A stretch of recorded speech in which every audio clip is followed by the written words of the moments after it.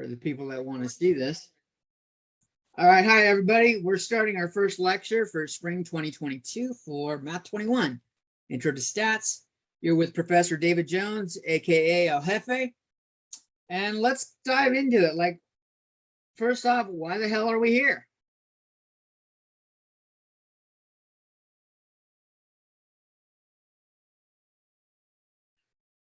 And it's not so much like, oh, my counselor said we need to take this class, but what's the point in statistics? Well, I'm sure you've all heard of big data. Things like Facebook and Google collect data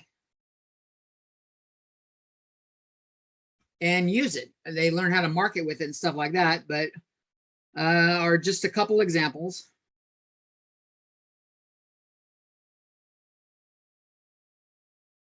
Of companies that collect data.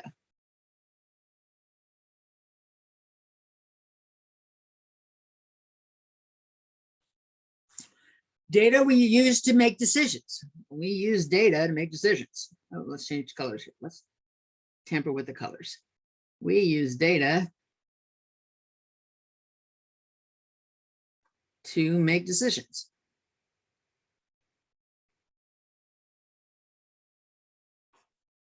And so this is like relying on the facts.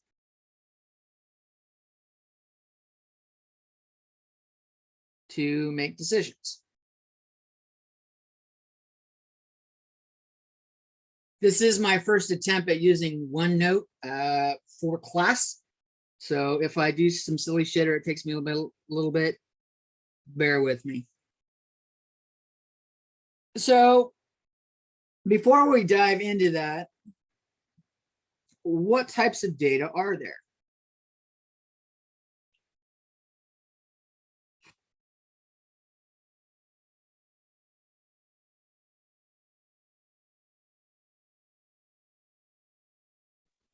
What data type?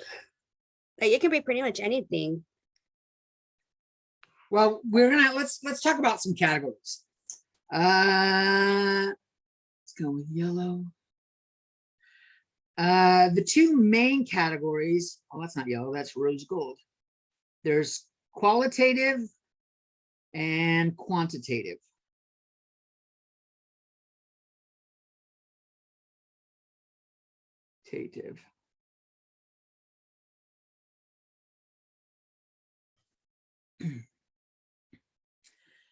Okay, so let's look. Qualitative has the word, if you can see it in there, it looks like it's got the word quality in it, right? It's got the word quality in it. So it's a quality is like an attribute or a trait or a characteristic. Like I've got brown hair, shit like that. Blue eyes. I live in the zip code 93274. That's a quality, is a location that I live. So it can contain numbers. Oops. Numbers, but doesn't need to.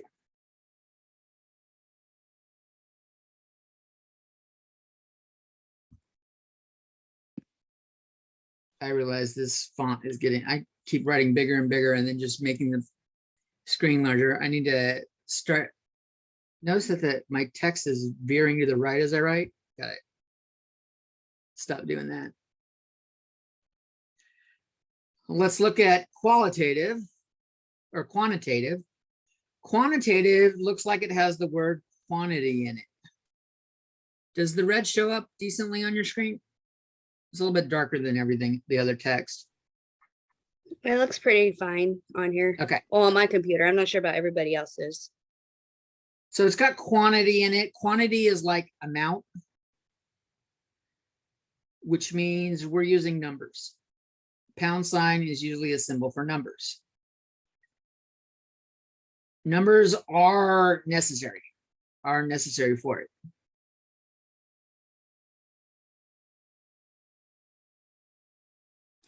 So little bullet points like that. And since we've got numbers in it, we can do math on it. Do math with the numbers.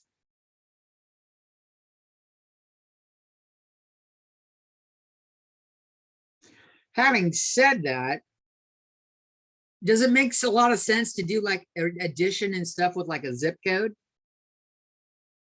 You can't really add zip codes together or social security numbers together. So while qualitative can contain numbers, math is usually not appropriate.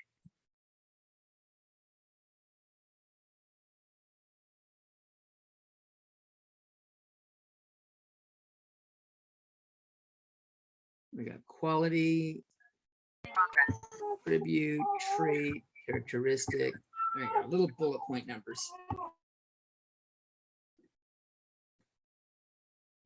Okay, so quantitative, actually, we can break it down into two categories. We're going to break this one down into further categories.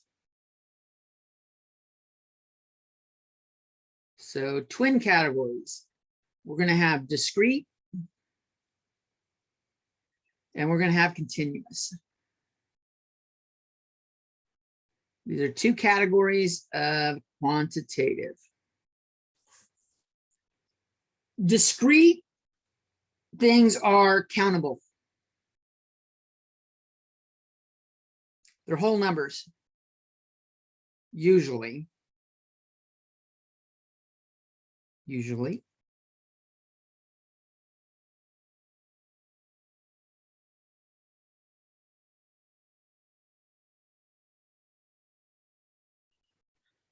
Continuous numbers are measured. Let's just erase that and try that again. Measured.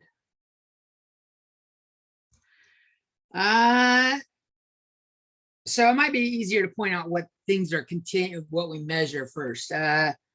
Things we measure are, we like measure time. We measure distance. Oop. We measure weight. Distance has things like length or height. Length, height. In addition to normal things like how far did you drive, stuff like that.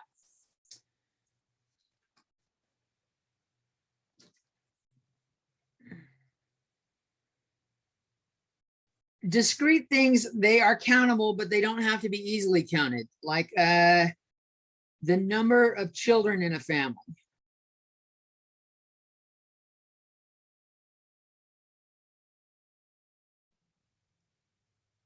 Erase, get rid of that. The family, oops. Cars owned. How many cars do you own?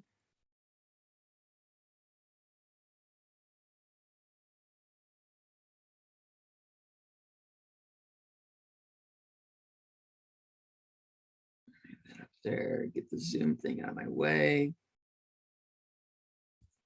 Now, that's what I meant by whole numbers. Like if you've got me and my wife, we each have a car. My family owns 2 cars.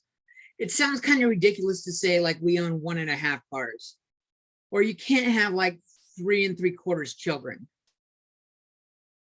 So that's what I meant by whole numbers. An example where it's not a whole number is like money. What is going on? Money is countable. I mean, we tend to write things in terms of dollars, but the smallest unit of money in the American system is pennies. So if I listed everything as pennies, it would be a whole number. The hairs on your head. There's a lot. Would you want to count them? No. In fact, I can't. The only way I can really think of counting the hairs on your head is to pull them out one at a time, which would hurt like a bitch. But you could do it. You could count the number of houses in Visalia. It would take a while, but it's countable. For the continuous things, you can always break it down into a smaller time block. Like time, well, sometimes we often do things in years, but we could go monthly, weekly, daily. We break days down into 24 hours, but each hour's got 60 minutes. And each minute's got 60 seconds. And we could even break seconds down smaller. They do microseconds, nanoseconds. There's always a way of breaking it down even smaller. So you'll tend to see a lot of decimals here. Often you'll, in the continuous category, often there are decimals.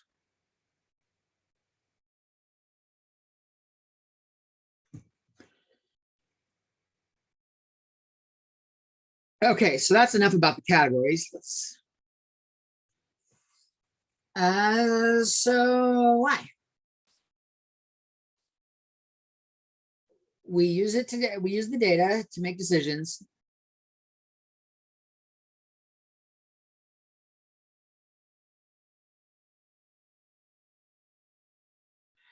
But usually all the data put to, usually each piece of data on its own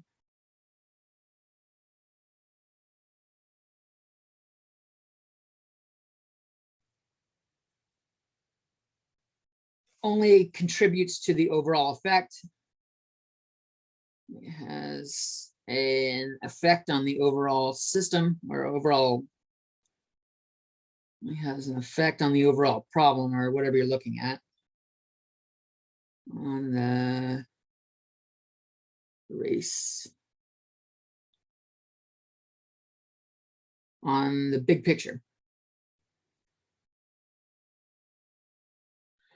So like if they do the census, they did the census is they take they go to each house, they see how many people are living there, they ask other questions, maybe how many are employed, how many are children, stuff like that, and they use that to make decisions. But they don't, like if they look at the residents, I live in Tulare, they don't, if they look at the residents of Tulare, they don't look at my address in particular and go, what's David Jones doing?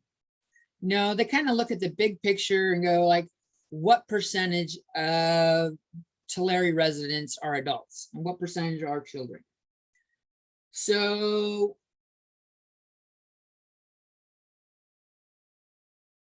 we tend to look at the big picture.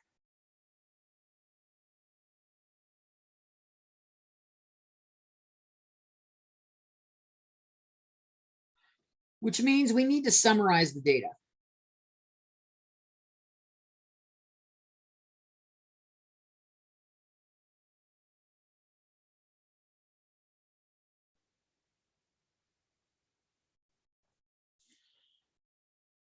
Like percentages. Percentages, proportions. Like 549 out of 1,000 students use Instagram. I made those numbers up, but it gives you an idea of what we're talking about. If I ask 1,000 students if you use Instagram, do I care if any individual uses it or not? Or am I just trying to figure out how many use it? This gives me a better thing. So this summary, when we summarize data,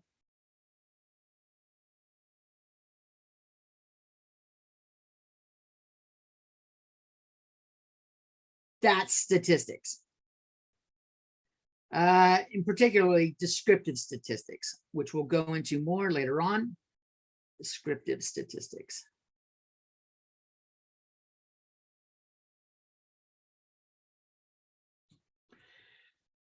So statistic, I'll give you a better example or a more clear description of the word statistics. Statistics is a numerical summary of the data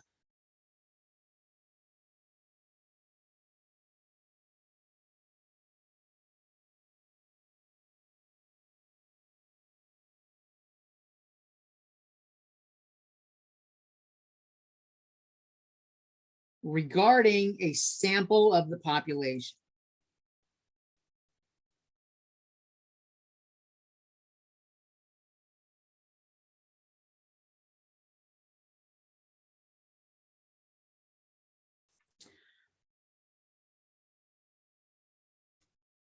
For example, I just got done saying 1,000 students. That is not the population of COS student-wise. 1,000 students is a sample. If I picked and asked 1,000 students, it's just a sample of the population. And so they use the word statistic there.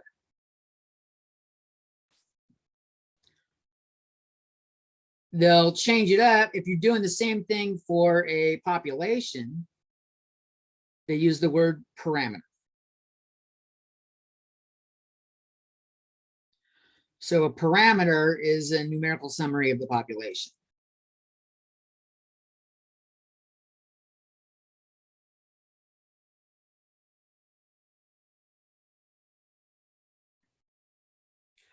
And usually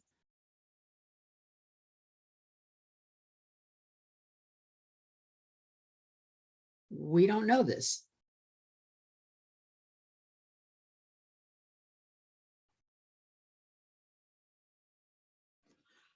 Which is why we do statistics in the first place. Oftentimes we're trying to make a decision and it's just not possible to ask everybody or test every situation without it just taking forever to do. And so to get any real effect out of it in a reasonable amount of time, we ask people. So I'll put that in writing here. And we often don't know the parameter, or we often don't know info about the entire population.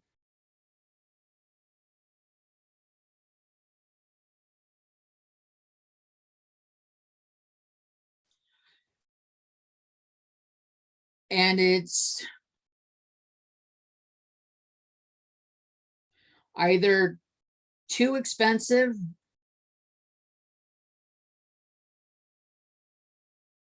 or too time consuming to find out.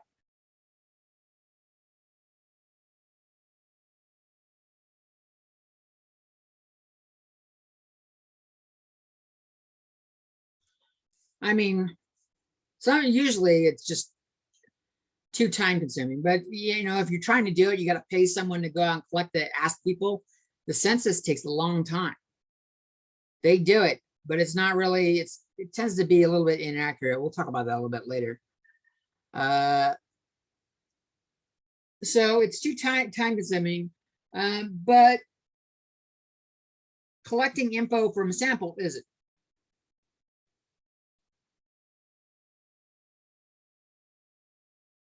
Sample of the population. I'm going to use the word pop for population. Isn't. And when I say sample, I'm meaning like a subgroup or random selection of the overall population.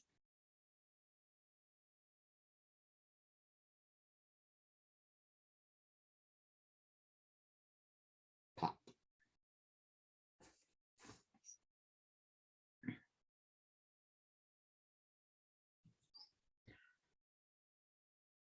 Okay. And once we've gone out and collected this data and we have this numerical summary with the statistics,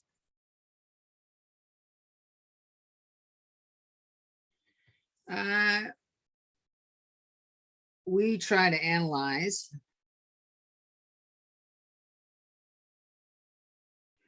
a claim or statement made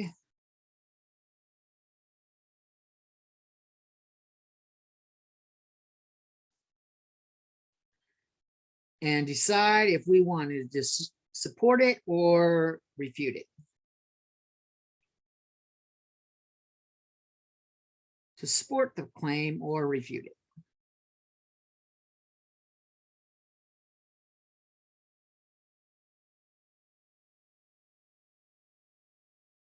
Refute is like deny. And for example, if I told you that 80% of students use Instagram, and then we went out and found out that only 549 out of 1,000 used it, if we turn that into a percentage, as we'll do the next chapter, that's only 54%. And if I said it was 80%, and where I'm so far away from the 80%, I would use that collection of the sample to refute Professor Jones's claim that 80% of students use Instagram. Now, if I turned around and got 995 out of 1,000 students to do it, we could say, yeah, at least 80% do something of that nature. Notice it's important to note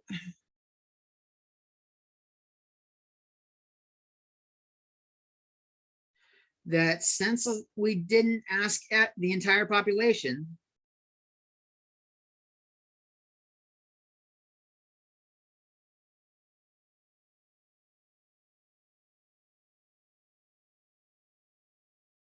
we are never 100% certain that we are right.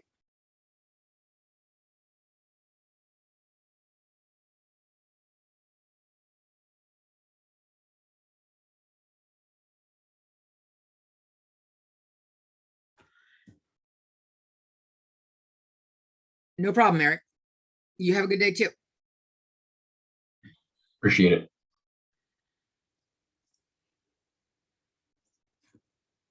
And so what I mean by that statement right there is, let's say we ask those 1,000 students. I think COS has like 16,000 students or something like that. What if I just so happened to ask 1,000 students and every single one of them said I used Instagram? That would show like 100% success. 100% of students use Instagram. But I guarantee that's not correct. Well, hell, I've been a student at COS. I still take classes from time to time, even as a professor. I take them in other disciplines to learn stuff. And I don't use Instagram, so I know 100% isn't correct. So we could just pick a rare group that happens to be, you know, like by odd random selection, just picked a group that is not representative of the norm. Sometimes the sample we pick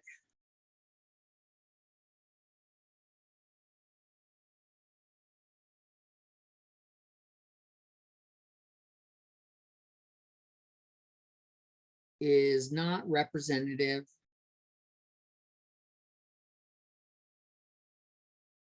of the population.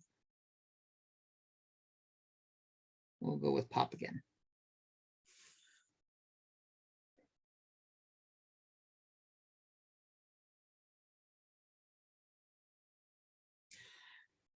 If I went to a gay bar and asked if you're straight or gay,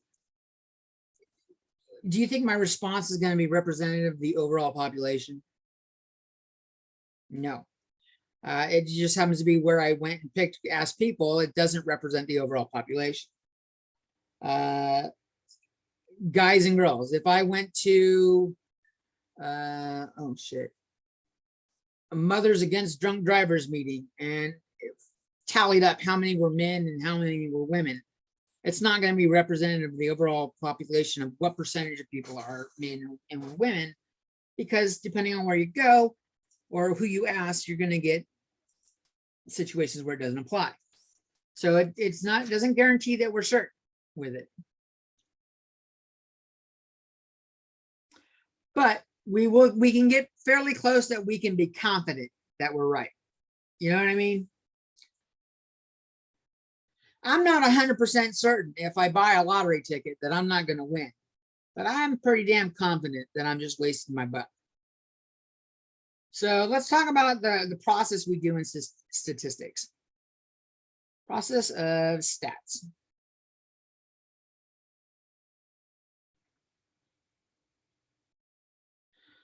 Step one, we identify a research objective.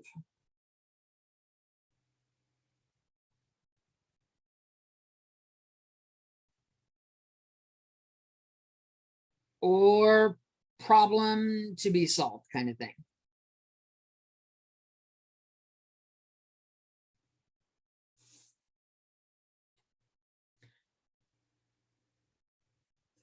And when we have a research objective, this tends to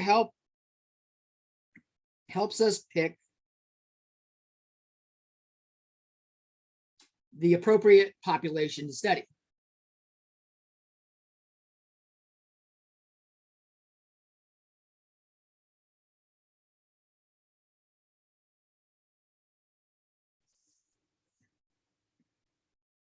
Like if I wanted to know what percentage of Southerners are for or against critical race theory in their schools, it doesn't make a whole lot of sense for me to ask people in Oregon what they think. It's not an appropriate population. So if I were doing a study on critical race theory and whether the people support it or against it in the South, my appropriate population would be Southern states, asking people in the South. So that's what I mean by helping pick the appropriate population. It is worth noting, population doesn't necessarily mean people.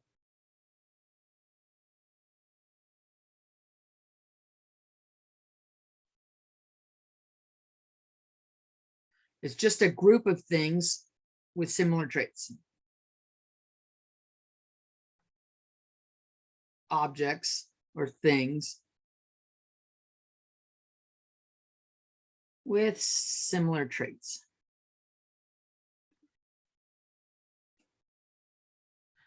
If we studied car mileage, and our population would probably be cars. That's an example of what I mean by that. Once we have that, we have the population and what we're going to study. This is where we tend to go and either observe a population or design an experiment. Observe the population or conduct a designed experiment.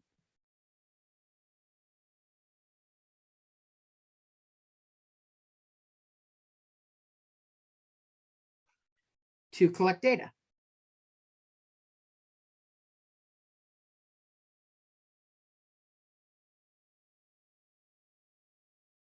Sometimes this is ongoing and we keep using new information as we're going. I'm sure all of you are aware of this. This is how the feds and researchers study COVID and vaccines.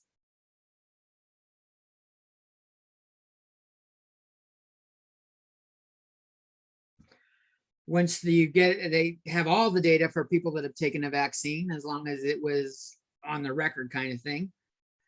And so they can go, well, how many people took the vaccine? Of those people that contracted COVID, how many went to the hospital, how many died? And they do the same thing with the unvaccinated, the proportion of the people that went in unvaccinated.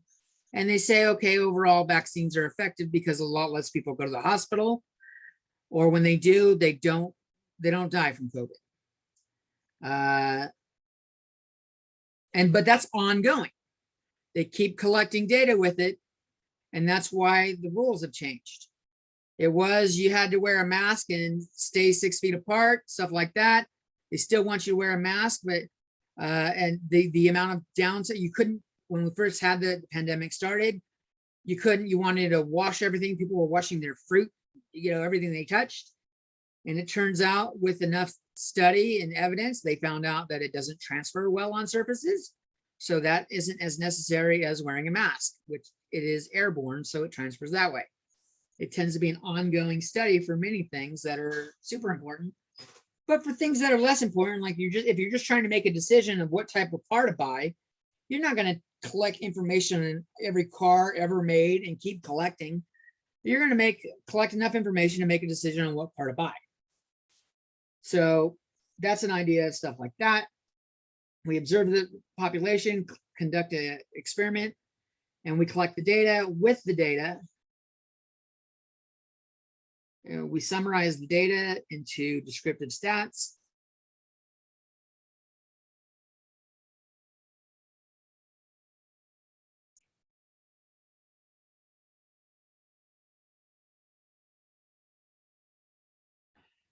To try to make a decision about the objective.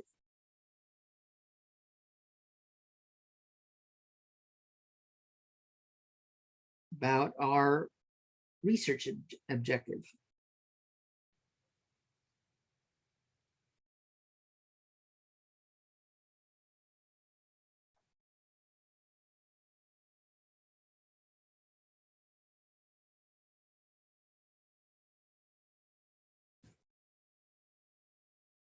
Okay.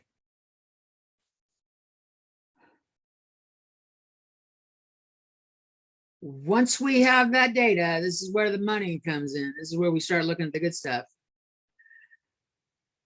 We use the stats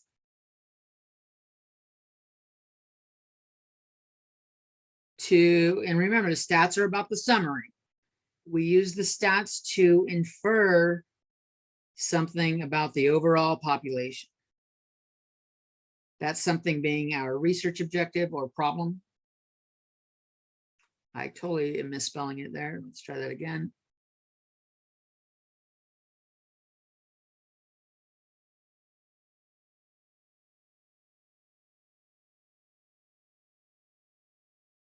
So we use the stats to infer something about the overall population.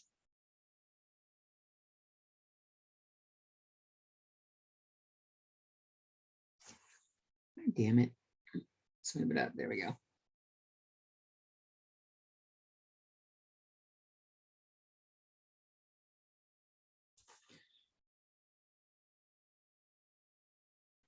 Infer is make a decision. Make a decision.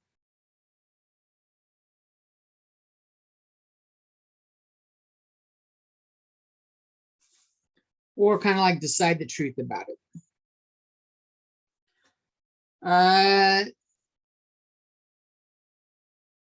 So let me go back up real quick. I'll come back down to 5 in a second. This first section on this first problem that we talked about, number 1, this is, and picking the population, this is what we're going to talk about in chapter 1. And then observing the data and getting summary statistics is chapters 2 through 4.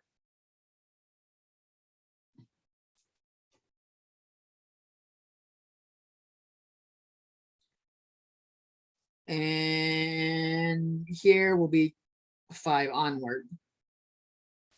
So I can come back in and we'll look at what goes on in this inference thing. So I'll go like 5A.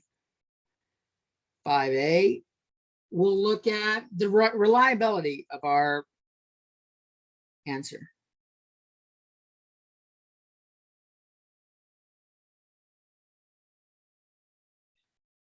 And what I mean by that is, how confident are we with our conclusion?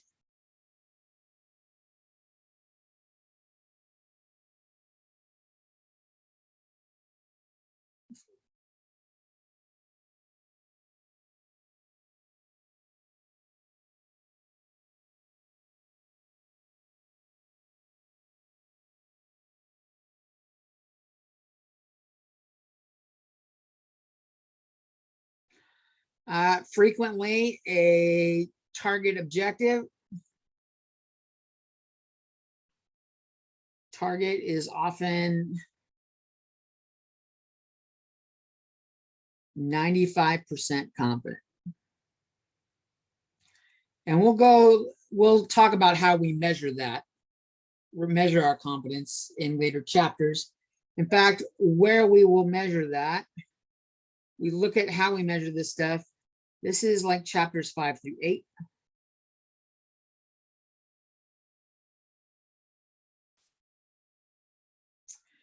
And 5B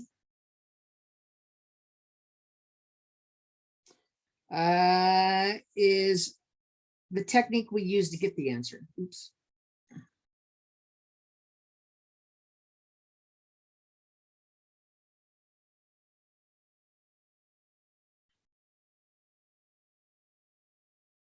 Get our conclusion.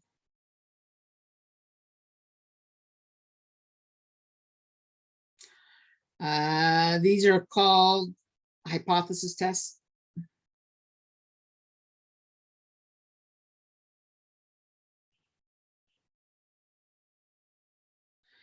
And this will be chapters 9 to 13.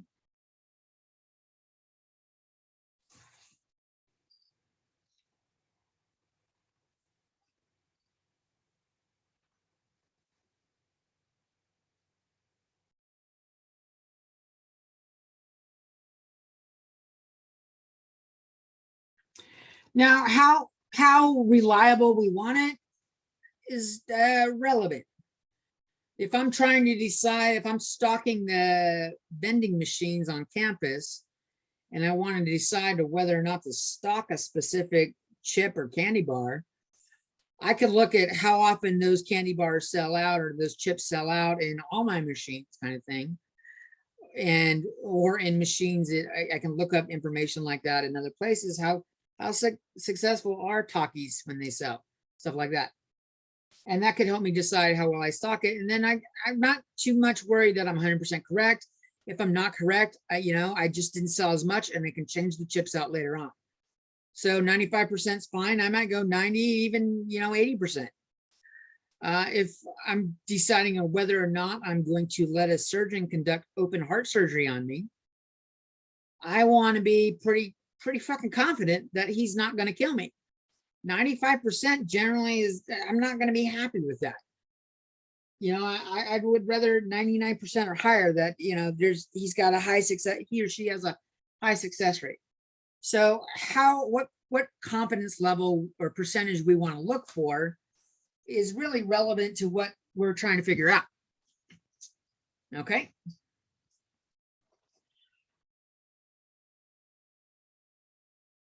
And that kind of wraps up section 1 of this section, 1.1. Before we continue on, let's go do some examples of qualitative versus quantitative, because I know a question like this shows up on the midterm. Qualitative examples.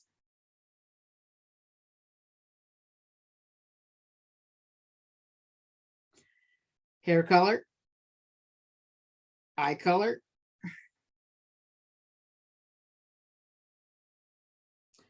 do I have tattoos?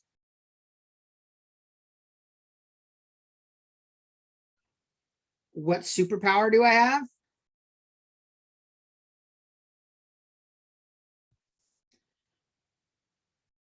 How much education have I had?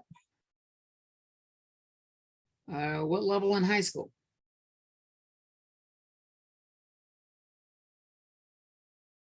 Or what level of education? Am I a high school student? If so, am I a freshman, sophomore, junior, senior? Am I an undergrad? Am I a graduate? Am I a graduate student taking grad school? Those are categories and qualities. Also in here, which are numbers, I could look at my social security number, my area code, my zip code, my banner ID. These are all numbers.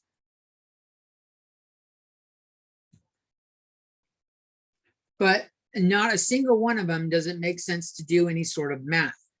If I can't add banner IDs together and come up with something meaningful, it doesn't make sense to do any math with it. If we look at quantitative,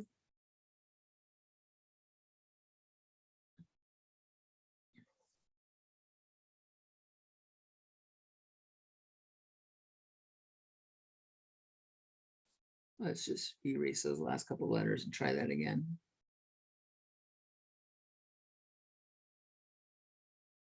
Hello, pen, there we go. Quantitative. That's an I, that's a T. Well, age, weight,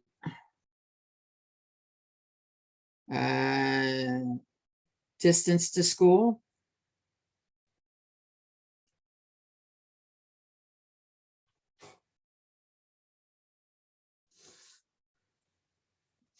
like I said, hairs on my head, things like that.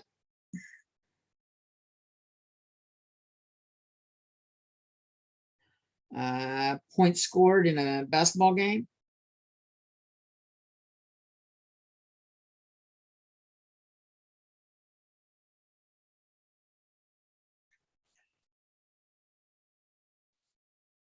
These are all quantitative, and we can do addition and stuff on it to do stuff that makes sense. Like if I asked everyone in this Zoom channel, how many people are in here right now? Let's see. Participants, oh, there's only 8 people here and 2 of them are me. So of the 6 people that are here for this, well, I'll include me. The 7 people that are here, we could find out the average age by asking everyone their age in years and then dividing by 7. So we can do addition, we can do division and stuff on it. It makes sense. We could find the average distance to school, or the average, if we counted hairs on the head, we could find an average there. So that's what I meant by being able to do arithmetic on. All right. Take a drink. You guys ready for more?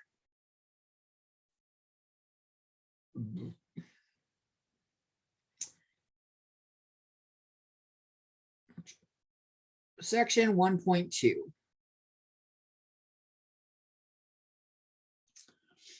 And this is on the types of variables in statistics.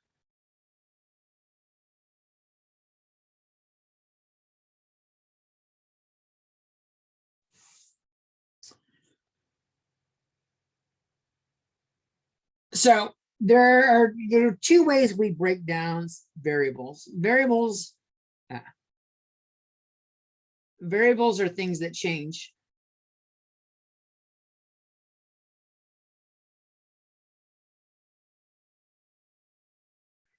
And where that comes into statistics is responses or individual data.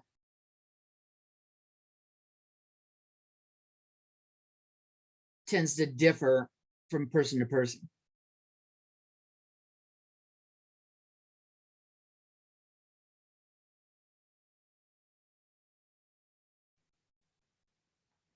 Okay. So variables are things that change. And it's basically how we respond to a survey or whatever we're collecting data on. We may not be asking questions. We may just be like, how many people go into the library? What percent of the people go into the school library are men? And this is a terrible way to do it, but we could just sit outside and count people as they go into the library without asking them. First off, it's a terrible way to do it because it's sometimes difficult to identify what gender someone is. And second off, not everyone feels that they're the gender they were born with, and that they'll go either through a change or different things. So like just identifying and making a pick by what you go with on your own isn't necessarily a great way to do it, but it's something we could observe. We could count. I could decide how many white cars are in Visalia by figuring out, watching cars drive down the street drive down Mooney for an hour and count the number of white cars versus the number of non-white cars. So that's a response, even though, or a variable thing, even though it's not like a response to a survey. So that's what I mean by variables. They come in two categories, two major categories. Our first category will be the explanatory. Ooh, I do not like that pen. What happened to it? Let's erase that. Let's go with blue or red. We have explanatory variables.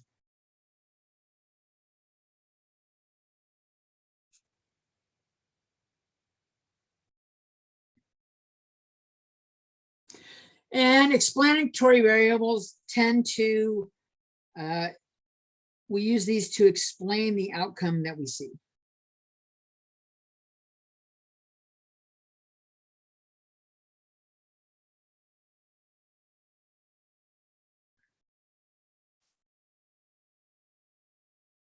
Okay, this is often the cause.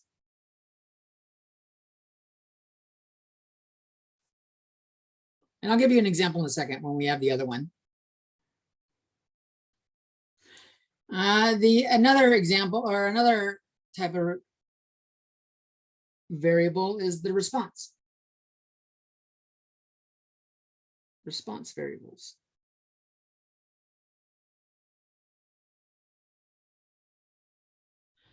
And this tends to be what was affected by the explanatory variables.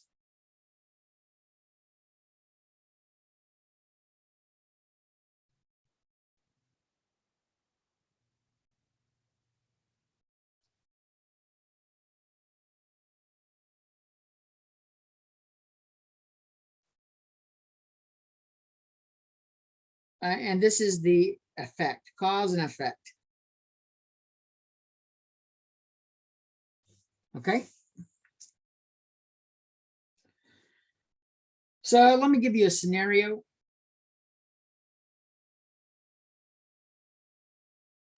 And if at any point you need me to stop or slow down or scroll back up and put text back on the screen, let me know. I'm trying to go at an even pace that seems reasonable to take notes with. The scenario we're going to look at, let's just erase that and try again.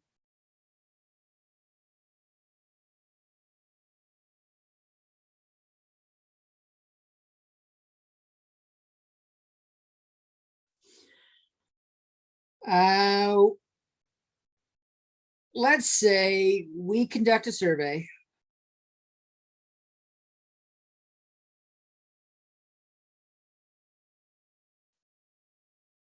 With teenagers.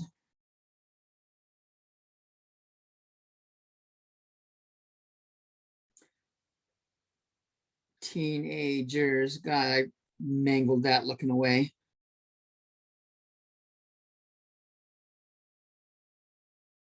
Teenagers. To see if owning a mini fridge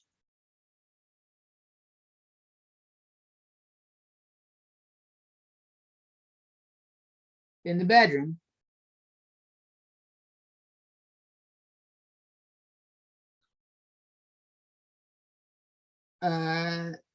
led to obesity.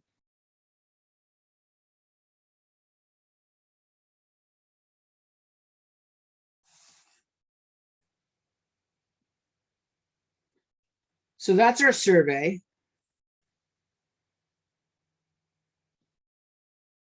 So if we're looking at this, what are we trying to say is an outcome and what's the cause? Wouldn't the outcome be obesity and the cause would be the mini fridge? Yeah.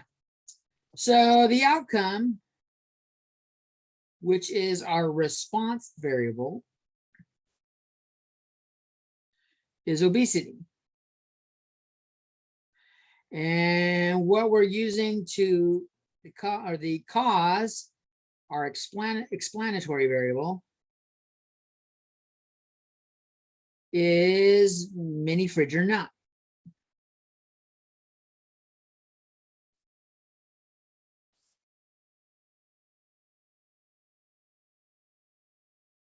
Does this seem like a good experiment to decide that?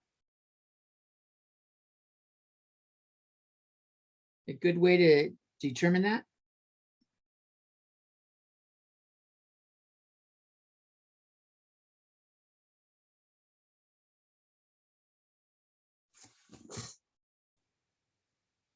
If I ask 1,000 students if you own a mini fridge, and if you do, and measuring obesity, does this seem like a reasonable thing to do? Am I going to get accurate results is a better question. No. No, you're right. I agree. No. Why? Because not every kid is able to own a mini fridge.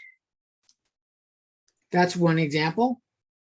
Whoa, I don't want to type. Close that down.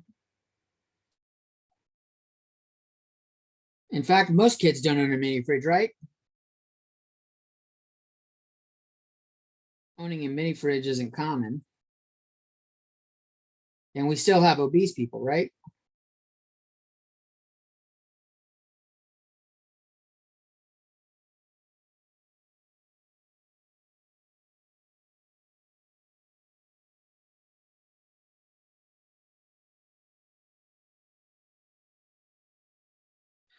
Also, let's say I was able to get just people that had mini fridges.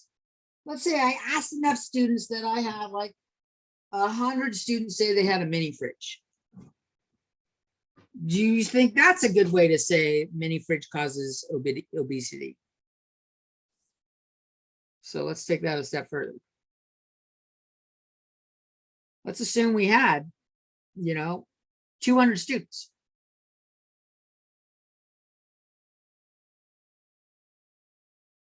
With the fridge, with the mini fridge, like it said.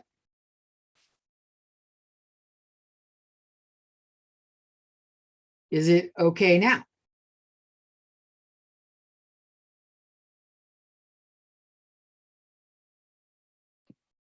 No, because they might have like waters and stuff inside their mini fridge, not food.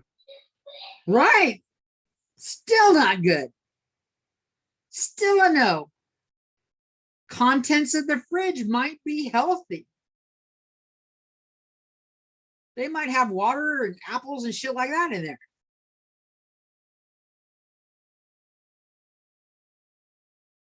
Anything else that might be a cause for a no? Randy, if you had a mini fridge and it was stocked with candy bars and shit like that, yogurts and fun stuff to eat like that, that's not necessarily all that healthy. Is there a scenario where you wouldn't be obese? I don't know your health build it or anything like that at all. If you weren't eating it like constantly, I'm guessing. So frequency of eating it, that affects it. That's good.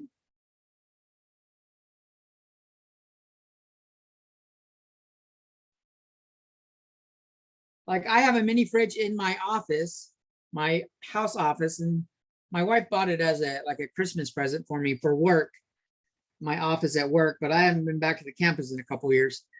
But right now I have a soda in it. Usually I have waters and stuff in it. So yeah, I'm still obese. I have a mini fridge, but I don't think it's the mini fridge's fault. What else might cause obesity?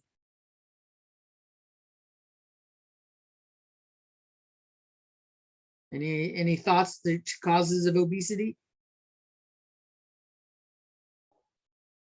Maybe poor diet, as you were saying, what we ate. Lack of exercise. Yeah. Lack of exercise can affect it. Genetics. Could also help Lack with mental health too. Say that again.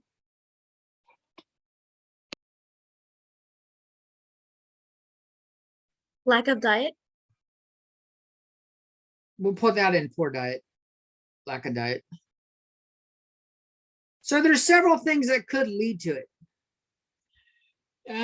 These things all these things that we listed right here,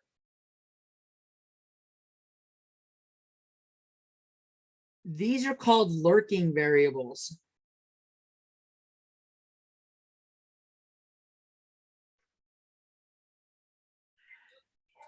They affect the outcome,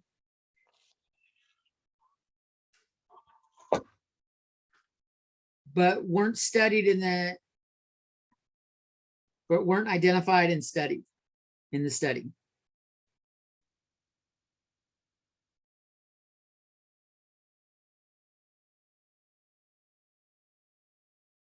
So those are things to pay attention for when you're doing statistics.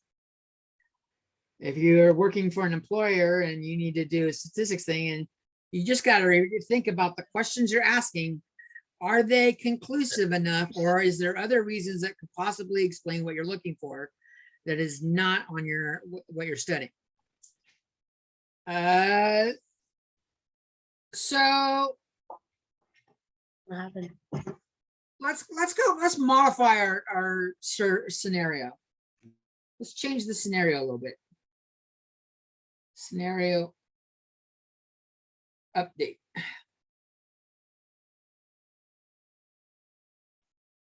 Here we're gonna record or track both mini fridge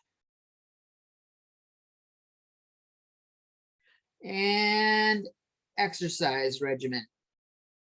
Ooh, that's a word I don't use often. It's not in my notes. I just came up with it right now.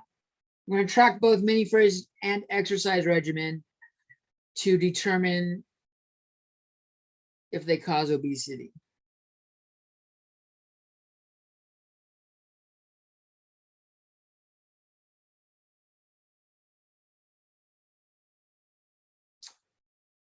So the problems we run into here. Come on, select the pin that I want. There we go. We have two explanatory variables. This is an explanatory variable, the mini fridge and exercise. We have two explanatory variables.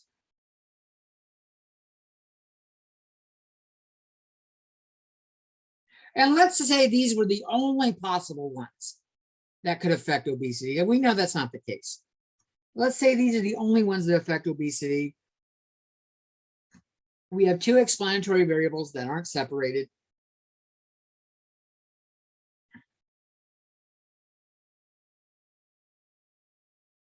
And here, this causes a problem. Which one is actually affecting the outcome?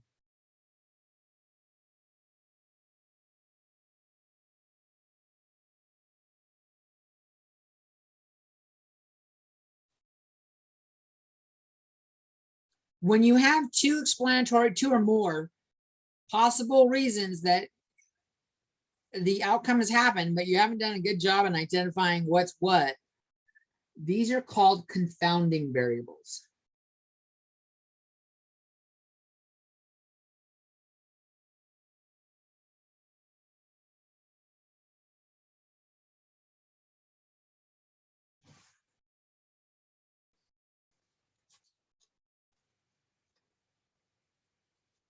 Okay. Those are also not desirable. So you want to make sure when you're doing statistics, you want to make sure the questions you're asking are conclusive or help you get to the answer. But don't have too many questions where you're like, well, what is it? Is it the fridge or is it the exercise? And depending on who you ask, I know some people that eat a shitload, don't really exercise a lot, and they're still slender. I know people that exercise or eat a little, exercise a lot, and are overweight. Tends to not work that way, but it happens. And so trying to decide which one's affecting it, it's kind of hard to know. Other things that we look at in this section, let's see. The types of studies we do.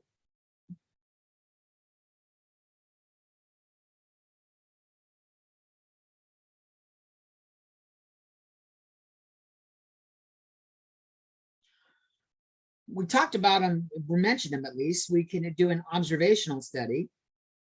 Why is that shit moving? There we go.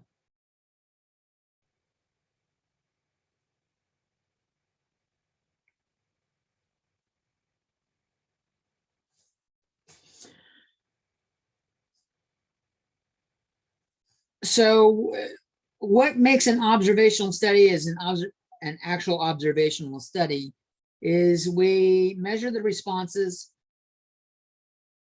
Jesus, that's getting annoying. Measure. Okay, come on, stop. There we go.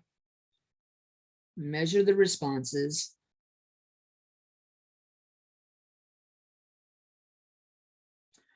without trying to affect the outcome.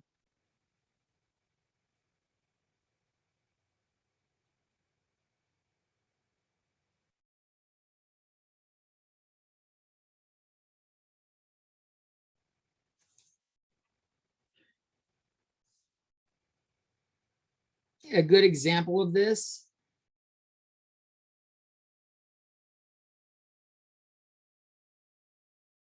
counting the white cars on Mooney. Counting all white cars on Mooney.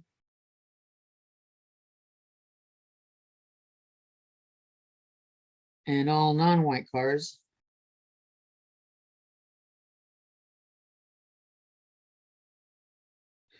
To determine percentage of white cars.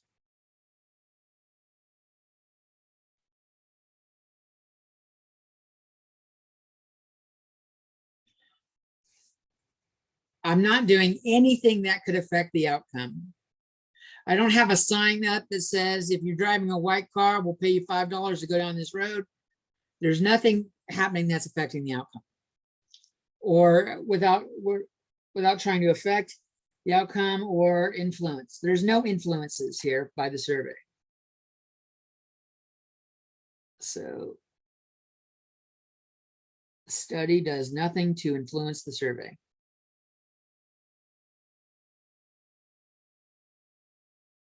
Influence the outcome of the survey, I should say.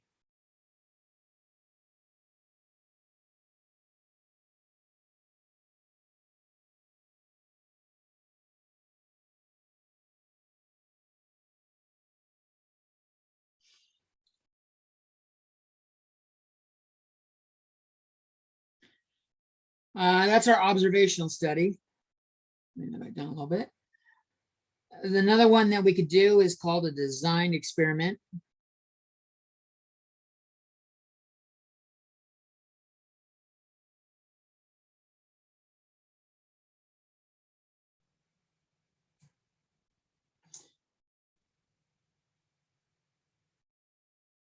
And this is where we have individuals are assigned to a group.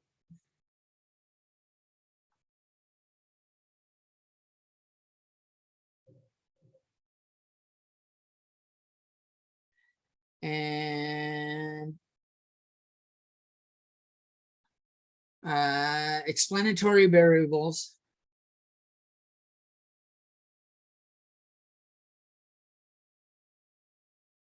are intentionally changed.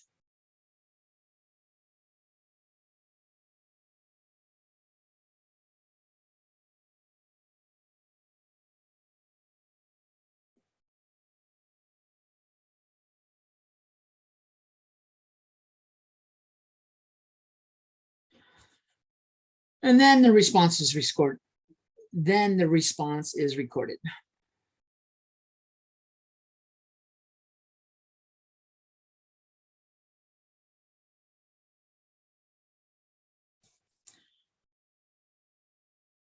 You'll see this a lot in pharmaceutical studies. Ooh, let's see if I can spell this word. Pharmaceutical. I think that's right. Do this.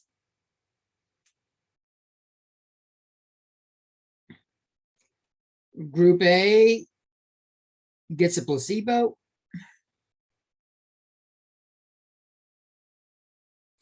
Group B gets the drug.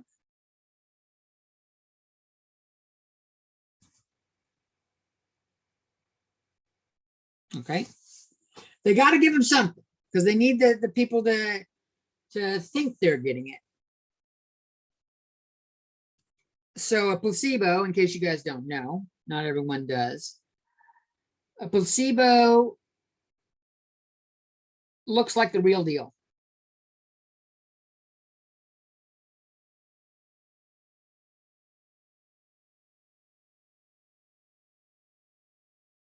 Maybe same taste, size, color, etc.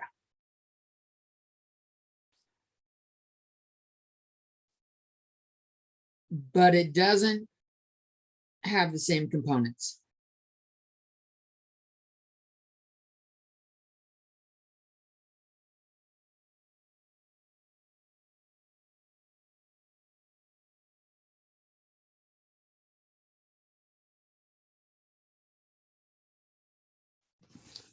So placebo, like a placebo pill, tends to have stuff that is inert. It doesn't affect the system.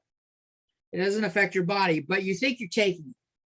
And the reason why they do this, if you don't think you're taking a drug, there's no reason to think the drug is going to affect you. But if you think you're taking a drug, you can still have positive results, because just sometimes it's the thought that counts, like mind over matter shit. That's no joke. What you think can happen can definitely affect what happens. Okay. Generally, it's not frequently. If you're studying a cure for cancer, telling someone, here's that you're taking a cure for cancer, we're testing this cure for cancer, and it's just a sugar pill. Generally, like the thoughts that I'm curing my cancer is not enough. But am I feeling down today? And I'm taking a pill that makes me, I think is going to make me feel better, like an upper or something like that. Just the thought that I'm taking it can trigger me to have more positive thoughts, and therefore my day gets better. And even though I didn't take any pills for it, I can affect the outcome. So they do that so that they think it's like that.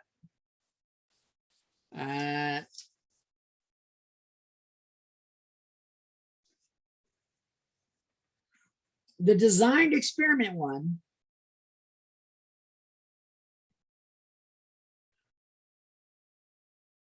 of these two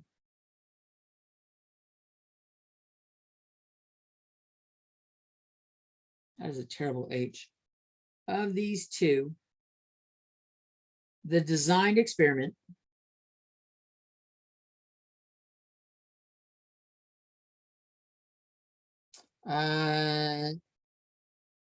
can lead to results that point to causation or cause.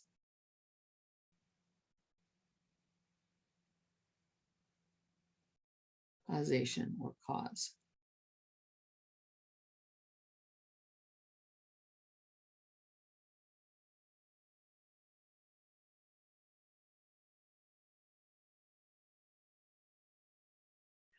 The observational study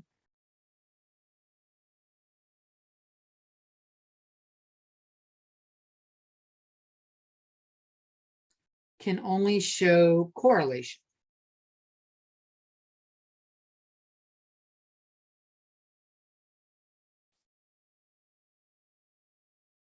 Everyone knows what cause and effect is. Correlation is like this. Let me explain correlation for you. In July, ice cream sales and crime are both higher than in other months.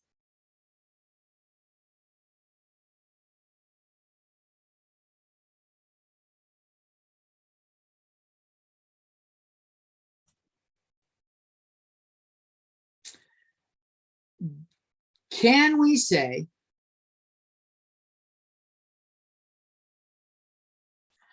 ice cream sales lead to crime?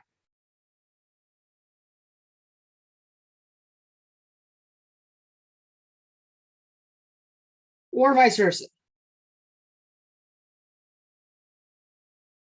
Does crime lead to high ice cream sales? Does that seem like a reasonable thing to say?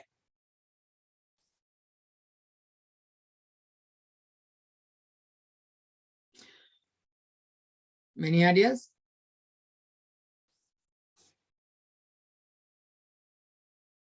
This is not a trick question.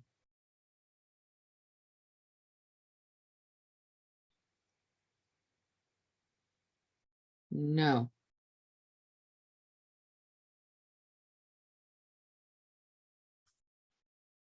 They correlate. These two correlate.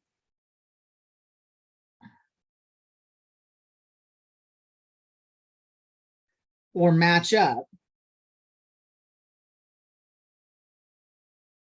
But one is not the cause of the other.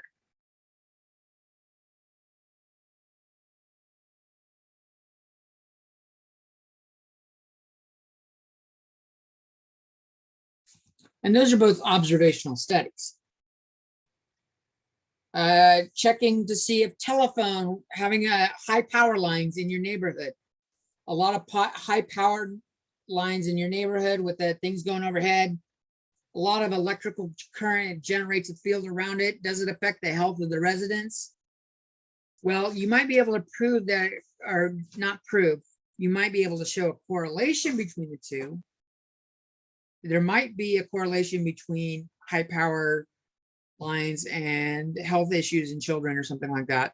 But you can't actually show that one causes the other unless you deliberately design an experiment where you're doing stuff like that. Okay.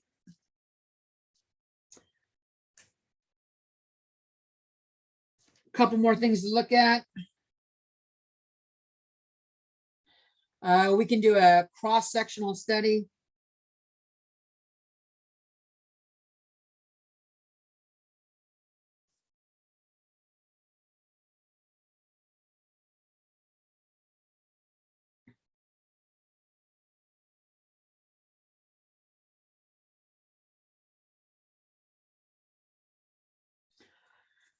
A cross-sectional study is info that's collected at one time.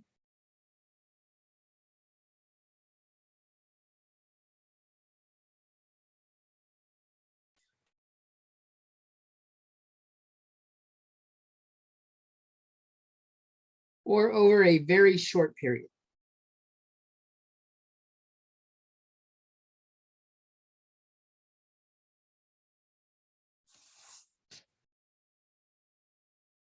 These are, you're not getting tested on cross-sectional or anything like that, but a lot of the questions ask you about observed versus designed experiment. So the last things we talked about were more important. There's a lot of questions in the homework that have them. Cross-sectional and case control, which I'm about to do next, are not as important. But it is handy to know that there are different types of studies. You can do case control. So a case control study is similar, but it's long-term rather than short-term, or retrospective, which means like, think back to the last 6 months.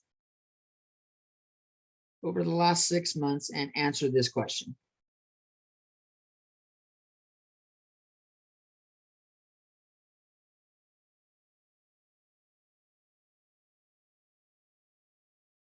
That's what retrospective is. You're looking back and thinking what happened in the past, looking over the past.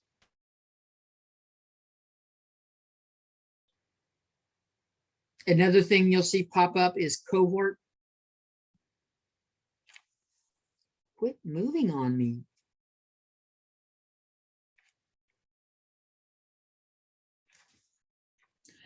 Cohort is a group of individuals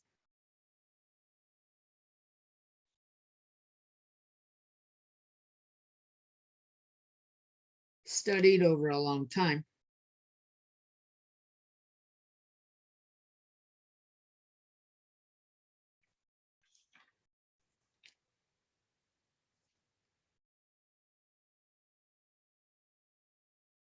I've been in a couple groups.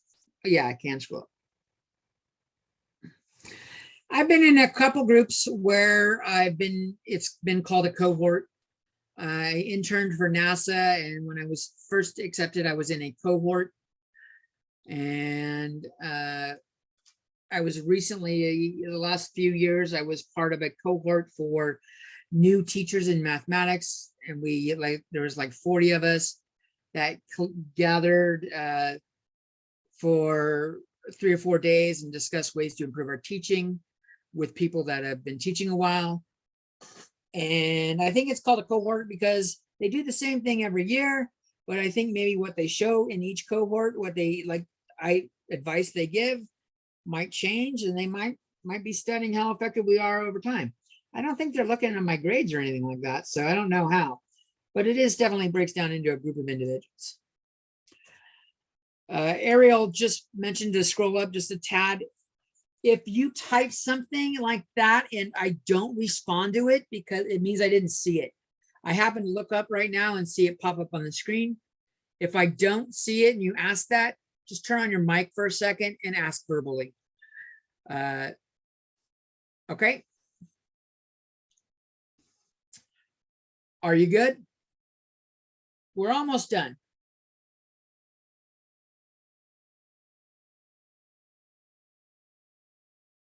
Almost good. Let me leave that up a little bit longer then and take a nice little drink of water, or, well, fuck water, Dr. Pepper. Dr. Pepper zero sugar is really tasty. It tastes like Dr. Pepper. Diet Dr. Pepper does not taste like Dr. Pepper. Dr. Pepper zero sugar does. There's a tip for you. I shall try that. I hate the diets. They don't taste the same. No, they It's don't. like water. Right. Yeah, like Coke Zero is actually really good too. Yeah, Coke Zero is another good example. I bet they did some statistical surveys on that too. Taste these. Tell me which one you like, and they don't show you which one's Coke Zero and which one's Diet Coke. And I bet they had a higher success rate with Coke Zero. All right. Can I go up? Ariel, you good? Yeah, I'm just running the cohort one. Yep. So Okay. go for it.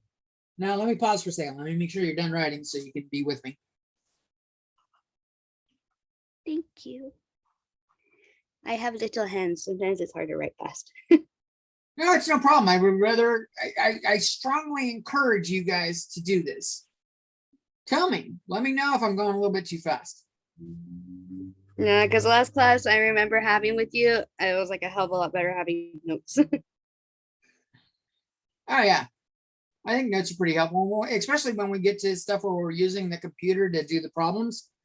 I'm going to walk you through it, and taking notes on how to do it is fantastic. It'll make it, when you're trying to do it later, much easier to do.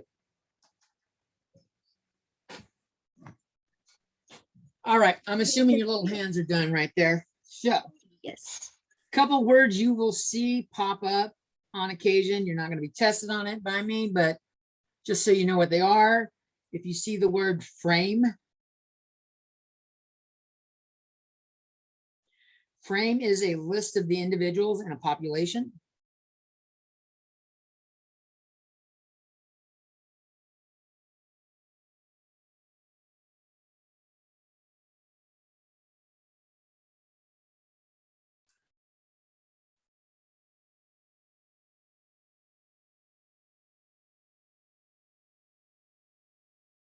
Let's make that word look a little bit better.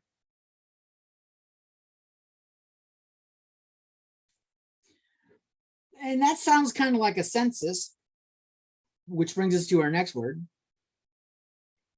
census. A census is the frame, a frame, which is the list of people in the population, with characteristics of each individual listed as well.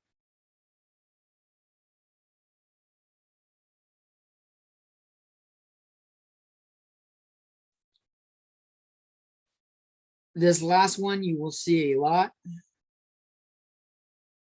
The US Census is taken every 10 years.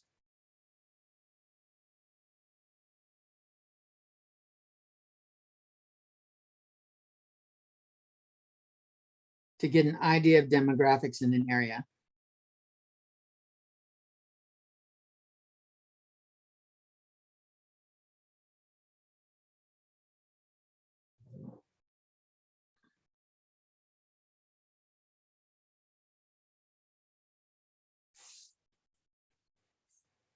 Unfortunately, the US Census is only so accurate. I mean, it's as accurate as it can get. But you got to figure, even if we're just trying to go door to door in Tulare alone, or Pixley, Pixley's even better. Pixley's super small. Now let's go with Tulare.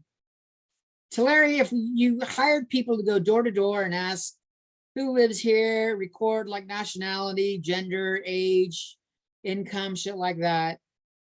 And you just started on one side of town and worked your way across town until you did every single house in Tulare. It could be several months that have passed before you actually get done. And in that time, new people could have been born and new people could have died. Not new people, older people could have died, or anybody could have died. People could have moved in or moved out of the region. So it's not necessarily, it's not like an exact snapshot. This is more like one of those cross-sectional studies. It's collected over a short period. They try to make it as short as possible to make it as accurate as possible, but it's never 100% accurate. Like you could live in one part of Tulare and then move and be counted in the first area and then move and be in a new home in another part of Tulare and be counted there as well. Generally not, because they take names and I'm sure they use social security numbers to make sure it doesn't get tracked twice. But also you could have moved the other way. You could have been in an area that wasn't counted, then moved and got into an area that was already counted and they don't ever list you in Tulare. So they're as accurate as they can get, but there's wiggle room there. That's 1.2. 1.3 is super duper quick.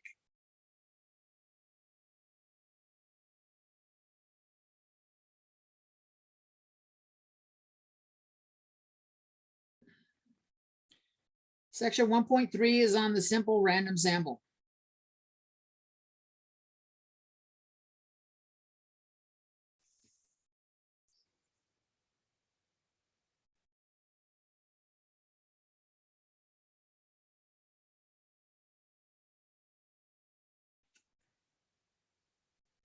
A random sample is necessary.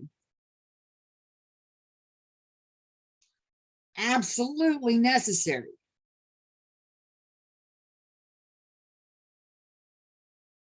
That last one shouldn't have a T in it. There we go. Let's change that.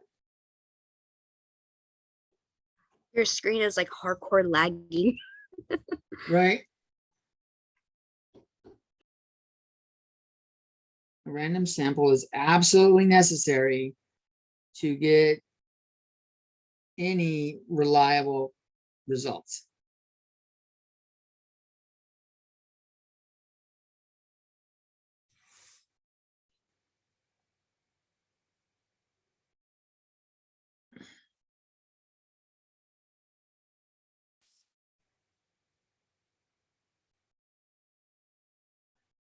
And here's an example of it.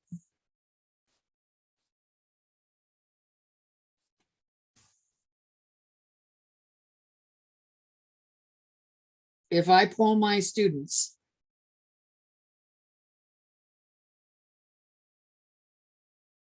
and only my students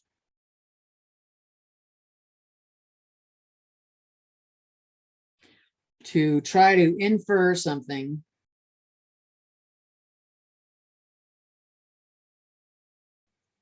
about all students at COS.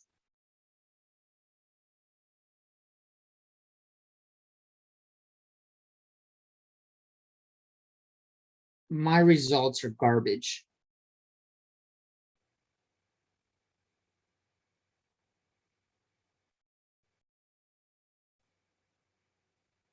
Absolute garbage. Why?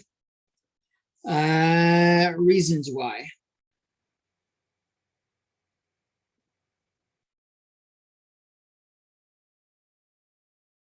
I know a lot of students use Rate My Professor.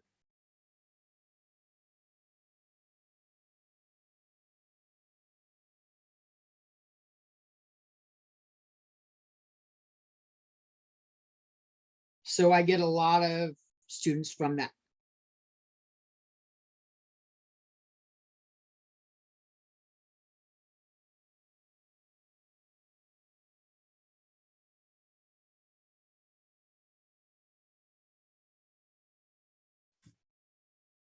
I am teaching only online classes right now.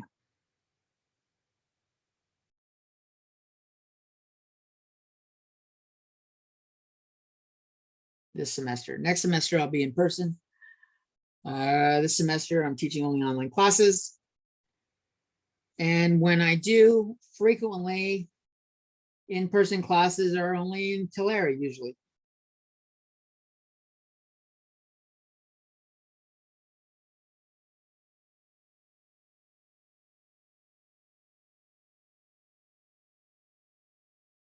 I make exceptions, like in fall, I'm teaching Calculus 3 in Visalia. Why? I like Calculus 3. It was what my graduate school work was on. But we don't offer it to Larry. So if I want to teach it, if I want to share my joy and passion of that subject and enlighten further generations of students, I can't do it to Larry. I got to teach it myself. But how might this affect the outcome of my poll? Well, if I'm doing in-person classes, well, let's look at online first. This semester only online.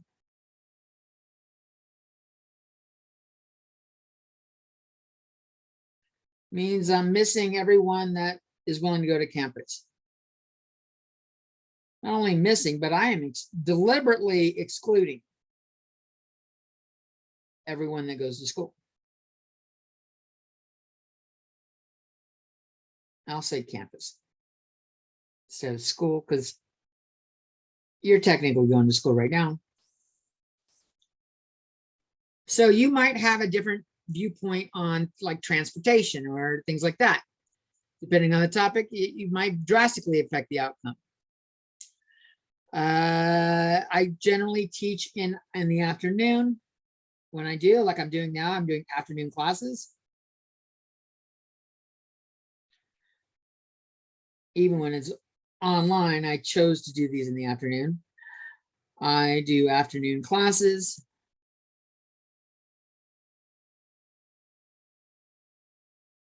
And early evening.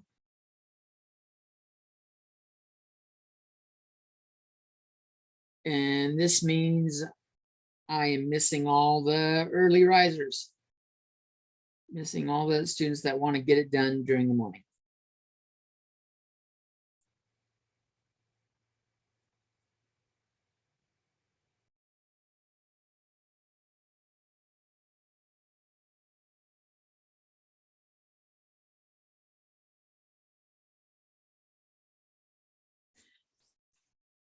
The Rate My Professor, I'm using people that are willing to, students that are willing to do a little bit more than just talk to a counselor to determine what courses they take. Believe it or not, there is a lot of students that just go to the counselor and say, what do I take?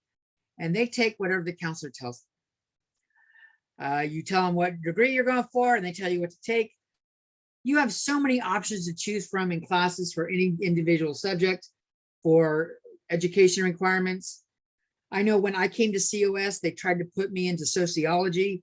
I had no interest in sociology. I wanted to take psychology, and I looked at, I'd already gone through the catalog, and I read the entire course catalog before I even tried to enroll at COS, because I wanted to, you know, have an idea of what I was going to do. I was working 8 to 5 in the day in Fresno, and I wanted to know what to do. And so I had an idea of what I wanted. But generally, and I turned out to be an exceptional student. Students that spend more time that investing in what's the best courses they can take for them, and that includes like picking professors that are well liked or interactive, tend to be more interested in the results of their education. They're not here, they tend to be less here because I was told college was the way to go, and more to be like, I know what I want to do, what's the easiest way to get there?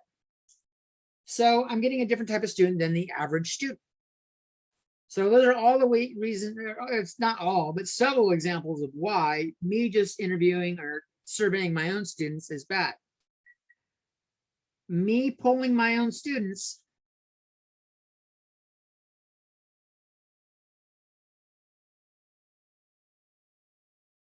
is called convenience sampling.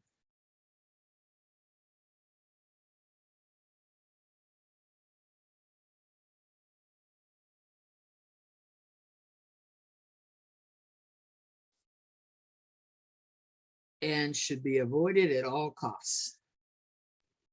Which is easier for you, the online classes or the in-person classes? Well, that's a good question. I think I like not having to commute. I like being able to walk out and see my wife. But I think it's harder to develop bonds with students. And I think having a good teacher-student bond, especially in mathematics, really can make a difference. I'm sure it does in all the subjects, but I get a lot of students that go into a math class and if I ask you, what do you think about mathematics? Generally, I don't get an opinion about mathematics, like I dislike mathematics or I like mathematics. Generally, the response is, I'm not good at mathematics. And everybody, if you think you're not good at something, you're already walking in with, you're crippling yourself. You're giving yourself a handicap. And so I tried to build relationships with my students when I'm like talking to them, getting to know them. That's why Ariel came and hunted me down after all these semesters. She wanted to take a math teacher she liked, I'm assuming. It's true. Right. But not every teacher does that. And so I think it's better for the students. And I think I get more out of it too when I'm in person. This is my first semester doing online where I'm doing these classes synchronously. The last semesters, I just had videos up and I tried doing 4 office hours a day, just come in for any class, ask me questions. And it turned out that by not having Zoom lectures, no one showed up. I had 200 students last semester, and I had 5 of them show up the entire semester to my office hours. I have only 120, 150 students this semester, 160 students this semester, and I already have more people showing up to my lectures or interact with me to gain stuff from it just in this video alone. So I think I get more interaction with the students by doing the synchronous Zoom things, but I haven't done it in the past. And so I'll find out at the end of the semester if this synchronous Zoom thing is more effective. I did sit in on Computer Science 1 over the last couple of semesters with Professor John Redden, and he did his synchronous Zoom like this, and he had good turnout every day, and there's a lot of interaction, students asking questions like you guys. Oh, yeah, Randy, in fact, you were in there, Randy. And that interaction, he got more out of it. And I thought I could do that. And I wasn't doing it beforehand because I didn't think I'd get the response. But my computer science class, I'm going to start lecturing in 15 minutes. I have 30 people show up out of 40 for the first meeting. So first 2 meetings, a lot of people showed up. So I think it depends on the class. You're not required to be here, so I don't know. That's a matter that you're derailing me here, Ariel. I like teaching more in person. I like teaching more in person, but I like my free time online better. If that'll answer the question. So that's like an example of a bad example. Waiting outside the library or outside of like a supermarket to ask the first 100 customers that go in is also kind of like a bad example. It's convenient. You didn't have to spend a lot of time. You're just there for a short window of time. You don't want to do that. Good examples doing the supermarket. Maybe, go there in the morning, go there in the afternoon, go there in the evenings, and go then more than one day a week. Like hit different days of the week, including the weekend. Hit different times of the month for something like shopping. People tend to have more money at the beginning of the month because they just got paid. So they have more money to spend. You're going to get more responses that way. And then like if I'm like checking out, let's see, we've got several Walmarts in Visalia and Tulare. If I want to make questions about Walmart, maybe I shouldn't just ask the Walmart that's closest to me. I should go do like surveys at some of the other Walmarts in Visalia if I'm trying to do like Tulare County. Those are a matter of simple random sampling. And make sure you're doing random.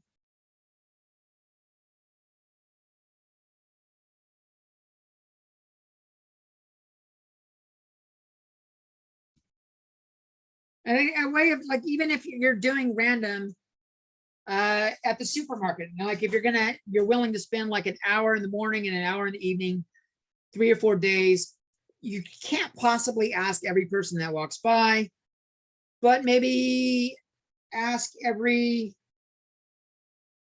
5th person or something like that. So you're not getting every single person, you're just getting a sampling of them. That helps with randomness or something like that. Do different times a day.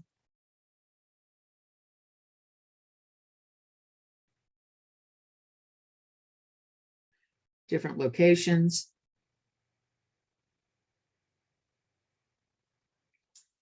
Etc.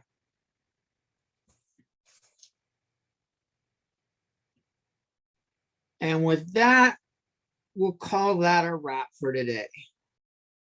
That ends 1.3. Next Monday we'll do, well, 1.4. I don't even remember what 1.4 has in it. I skipped it for so long. We're definitely going to do 1.5 and 1.6.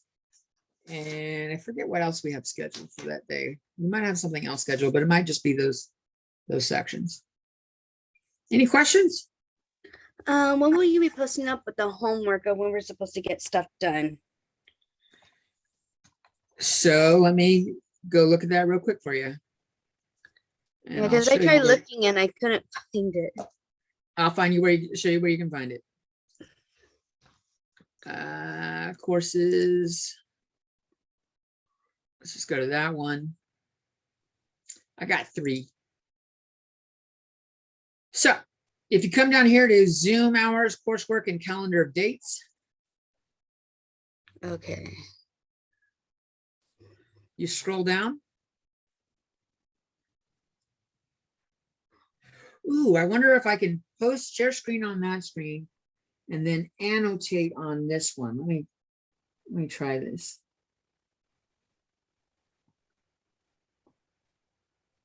No, it doesn't look like it can. Maybe if it was the main one. Okay, so these are due dates of when stuff will be. Like the chapter 1 homework will be due February 1st. Okay. Yeah, because I kind of got confused with the for here and online. Right, and then we've got the lecture topics is the second calendar I have here, and it shows when I'm teaching stuff. So on Monday we'll be doing, well, 1.4. We're going to kind of skim it. I'm not testing you on it. We're doing 1.5, 1.6, and we'll start 2.1. Depending on how things are going. We might do 2.1, 2.2 in the same day, but I suspect we'll get started on 2.1 on Monday. But so this will give examples of when I'm doing the lectures, but the top calendar has due dates. Okay. Great. Yeah, because I like to write down my stuff on my calendar to remind me. If it helps, when you're in MATLAB, when you've enrolled, and you click on assignments, it will show you when they're due, right over on the left. Everything that's optional is you don't need to do it. It's just a way to get more out of the class, or if you're struggling with something. This is just links to my old videos that I have up on YouTube. For chapter 1, this is the only assignment that matters, and it's due on February 1st.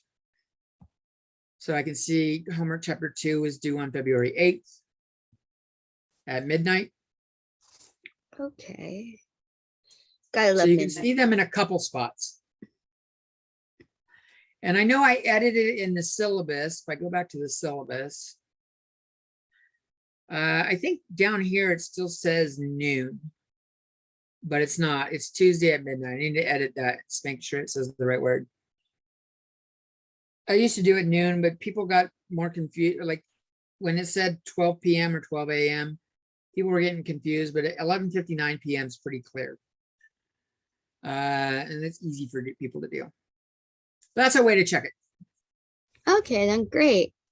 Any other questions?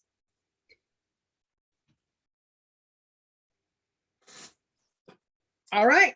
Well, I will catch you guys on the flip side. See you guys Monday. See you Monday. Have a And good have a one. good day. Have a good day. You too. See ya.